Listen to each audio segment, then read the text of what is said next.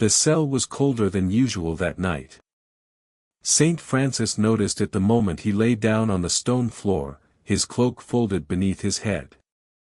The air felt hollow, thin, like a breath held too long. Even the insects had gone quiet. He had prayed through many silences before. But this one pressed back. Francis closed his eyes. "Lord," he whispered, slowly, deliberately, "if you wish to speak. I am listening." Nothing answered. Minutes passed. Then more. And then. Something changed. It was not a sound. It was the absence of one. Francis sat up.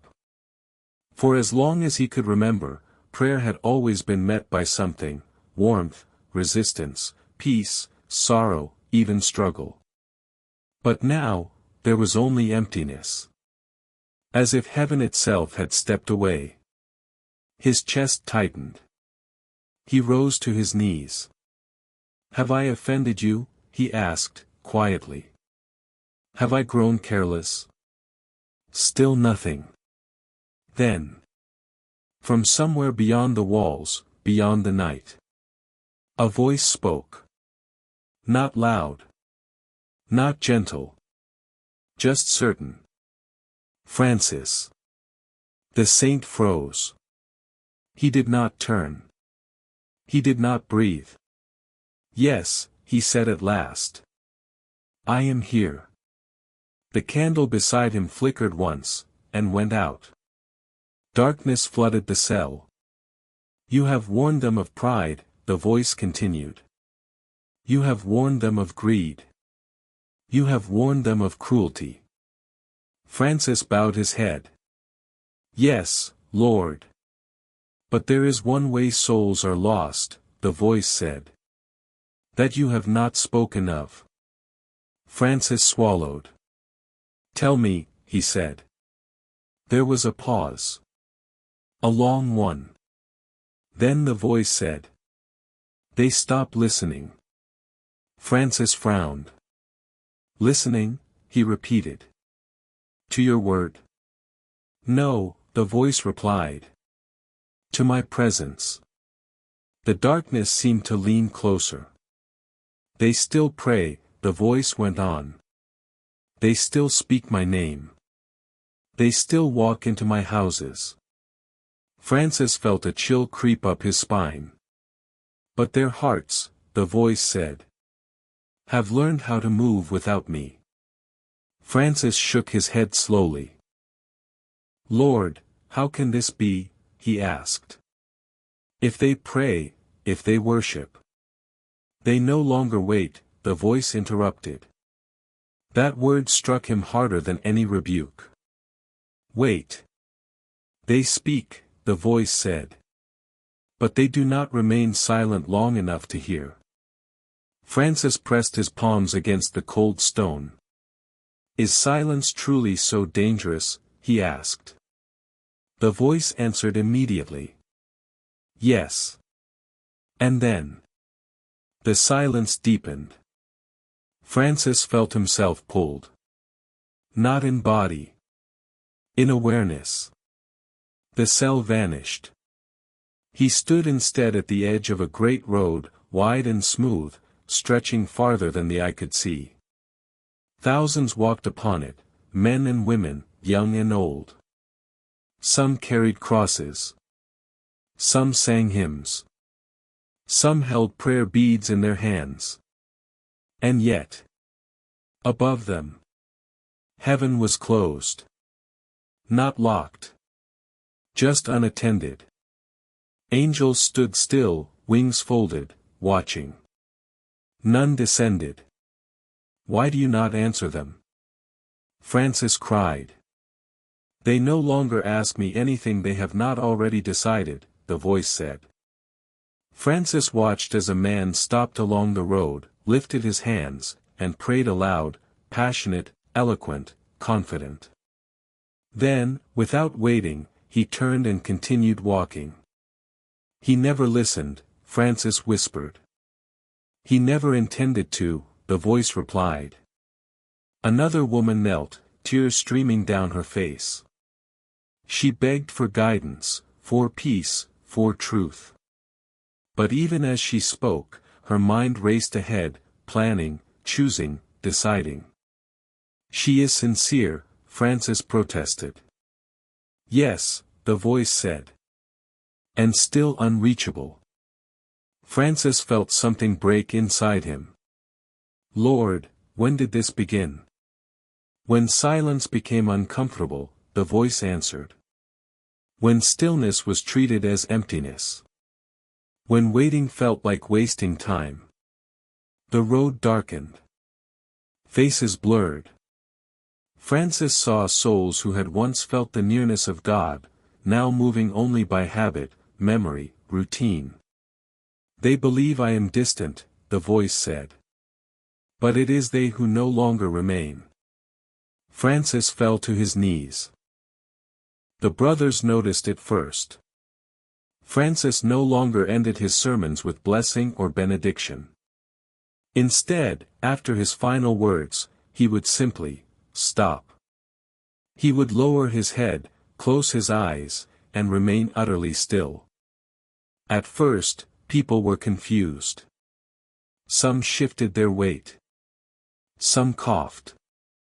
Some whispered to one another. A few smiled politely and left. But others, just a few, stayed. They stood there, uncertain, awkward, restless. Seconds stretched. Then minutes. The silence thickened, uncomfortable as a held breath. And then, something happened. One woman began to weep without knowing why. A man felt his chest tighten, his thoughts slow.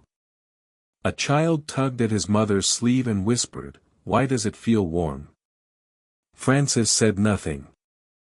That night, long after the monastery had gone quiet, Francis returned to his cell. He knelt as he always did, hands resting open on his knees. He did not speak. He waited. The silence came quickly this time, but it was not empty. It pressed against him, alive. Then the voice returned. Francis.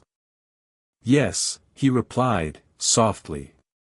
You have done as I asked. Francis lowered his head.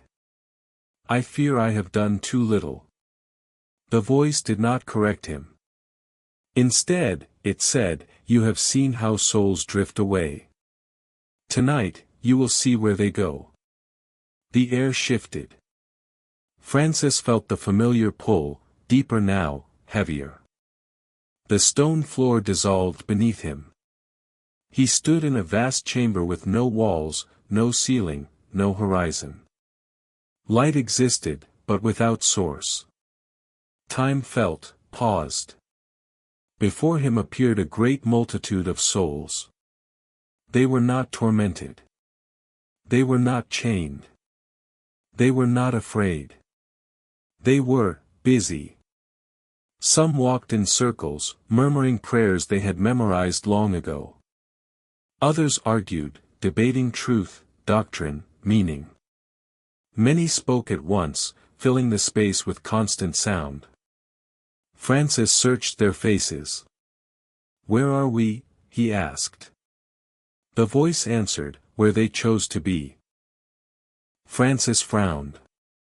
This is not judgment, he said. There is no fire. No darkness. No, the voice replied. This is distance. Francis watched as one soul stopped walking and looked upward. Lord, the soul called. But even as the word left his mouth, he resumed speaking, complaining, reasoning, explaining, never waiting for an answer. He still calls to you, Francis said. Yes, the voice answered. But he never stops talking. Another soul knelt, repeating prayers rapidly, desperately.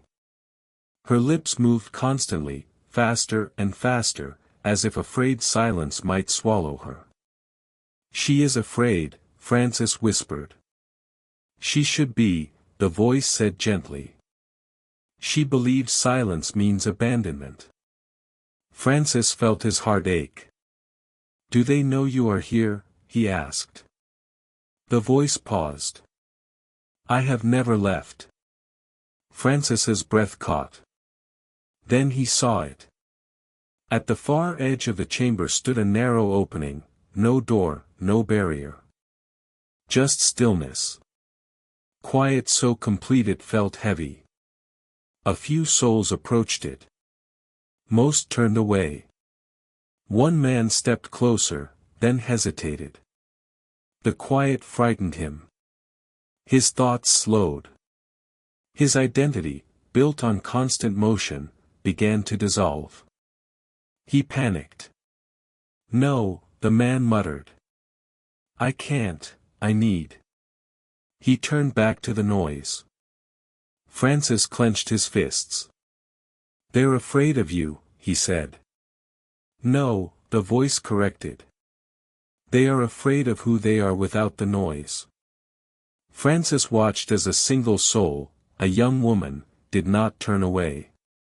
She stepped into the stillness. Instantly, the chamber faded around her. Light wrapped her gently, not blinding, not overwhelming. She said nothing.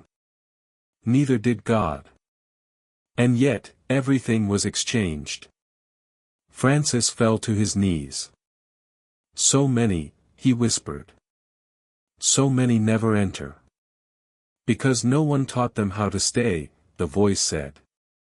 The chamber dissolved. Francis found himself back in his cell, tears soaking into his sleeves. Dawn had not yet come. He remained on the floor until his breathing slowed. From that night forward, Francis changed the way he spoke to the people. He no longer warned them of punishment first. He warned them of noise. Beware, he told them quietly, a life so full of sound that God has nowhere to land. Some laughed. Some nodded. Most forgot. But a few, only a few, began to practice silence. And those few began to change. When they prayed, they lingered. When they felt nothing, they stayed anyway. When God seemed absent, they waited. And slowly, heaven drew near again. Yet Francis knew. Not all would choose this path. And one final night, the voice would return. To show him what happens when silence is rejected entirely. The third night came without invitation. Francis did not ask for it. He did not prepare. It arrived the moment he closed his eyes. There was no voice at first, only weight. A heaviness in his chest, as if the air itself pressed inward. He tried to breathe slowly, but even the rhythm of breath felt watched. Then, Francis. The voice was the same. And yet, it carried sorrow now. Yes, he answered. You have seen where souls drift, the voice said. Tonight, you will see what happens when silence is no longer merely avoided, but refused. The word struck him. Refused. The cell unraveled. Francis found himself standing in a place that felt unfinished. Not dark, just dim, like twilight stretched thin. There were structures here, shapes like buildings, but none were complete. Walls rose halfway and stopped. Doors existed without rooms behind them. And everywhere, voices. Endless voices. Not cries. Not screams. Conversation. Debate. Argument. Explanation. Thousands of souls speaking at once, filling every space with sound. Francis pressed his hands to his ears.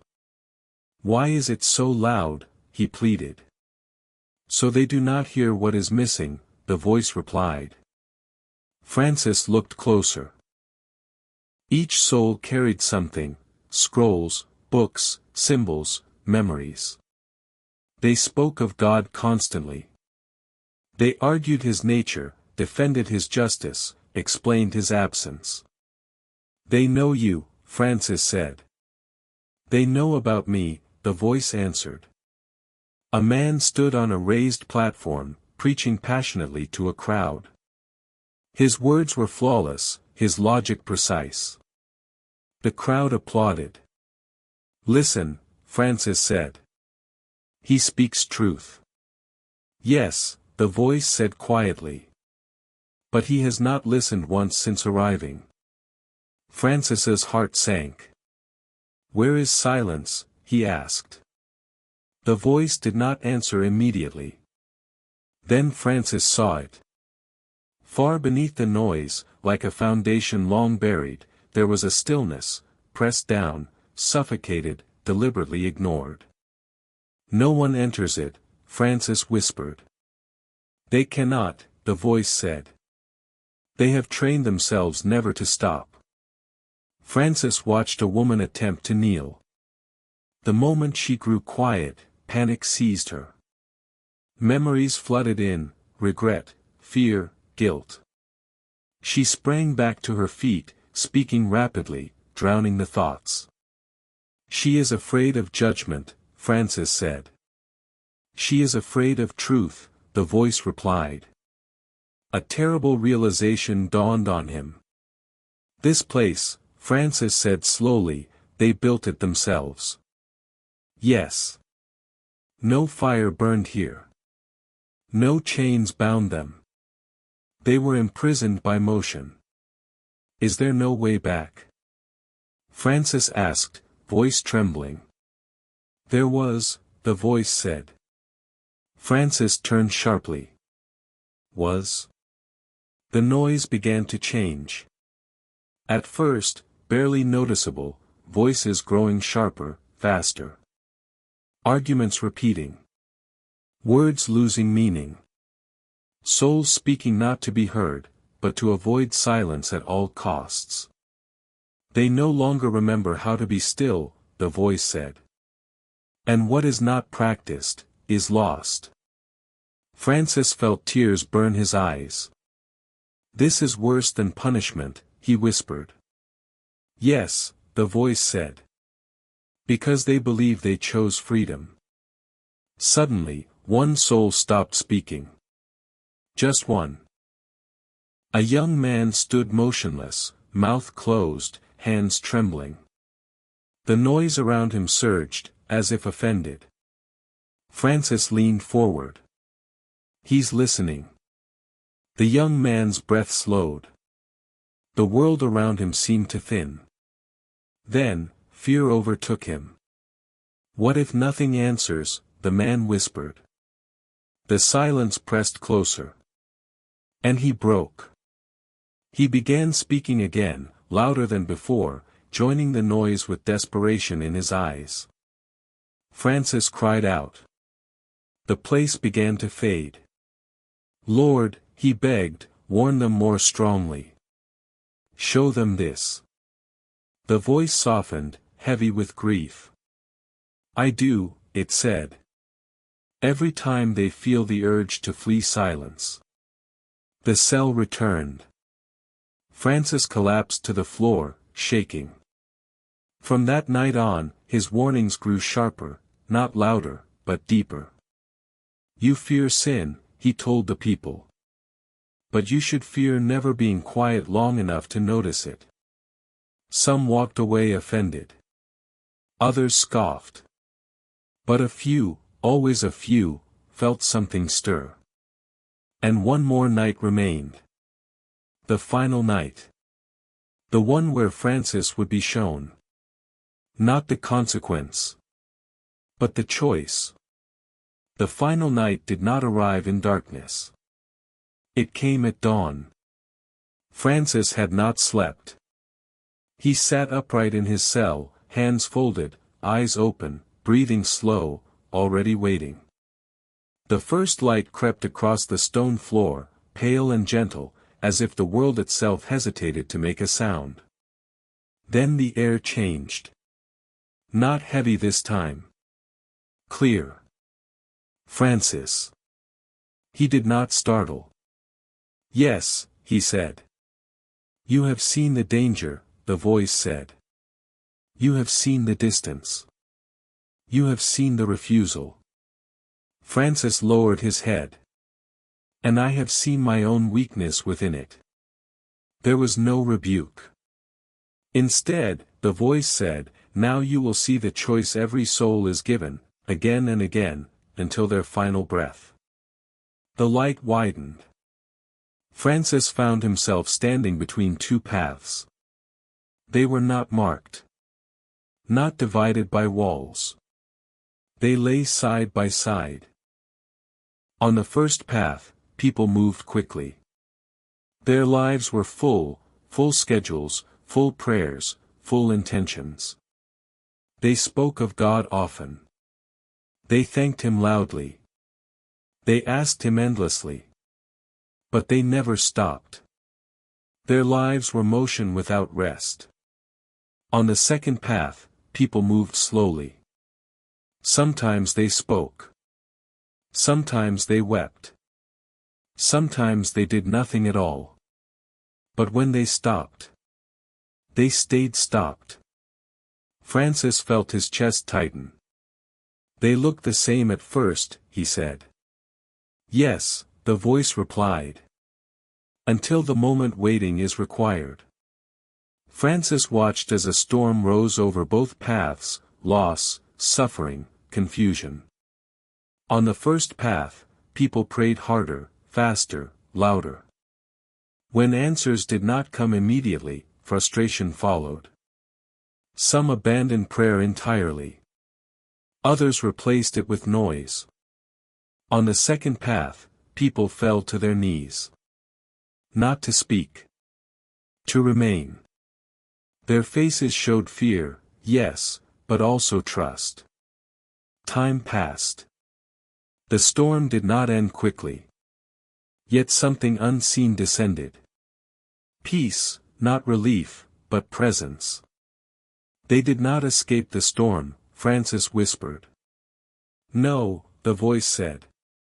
They found me inside it. Francis watched as years passed in moments. The end of life came to those on both paths. The first path ended abruptly. Souls arrived breathless, still speaking, still explaining, still asking. Heaven stood before them, silent. They mistook it for absence. They continued onward, without ever entering. On the second path, souls arrived quietly. Some trembling. Some unsure. Some exhausted. They stopped. They waited. And heaven opened, not with words, but with welcome. Francis fell to his knees, overcome. So few choose it, he said. So few are taught it, the voice answered. The paths faded. Francis was back in his cell. Morning bells rang in the distance. This time, the voice did not linger. But one final sentence remained, pressed into his heart like a seal. Tell them this, Francis. I am not found in the rush. From that day until his last breath, Francis lived differently. He walked slowly. He spoke simply. He waited often. And when people asked him how to pray, he answered softly. Say what you must. Then stay. When he died, they said his face was peaceful. His lips were closed. And those who stood beside him swore. In that quiet room, they felt a presence that did not need to speak at all. The room went quiet after the last breath left his body. No thunder followed. No sign appeared. No voice spoke. Only stillness. Those gathered waited, some out of respect, others out of habit. A few felt uneasy and shifted. But one or two remained, unmoving, drawn into a silence deeper than absence. And in that waiting, something gentle arrived. Not a sound. Not a thought. A presence. The kind that does not interrupt. Because it has always been there. And if you are still here now, not scrolling, not rushing, not filling the space, then you already understand the warning Saint Francis carried through his life. God does not compete with noise. He waits. And he is speaking. Only to those who stay.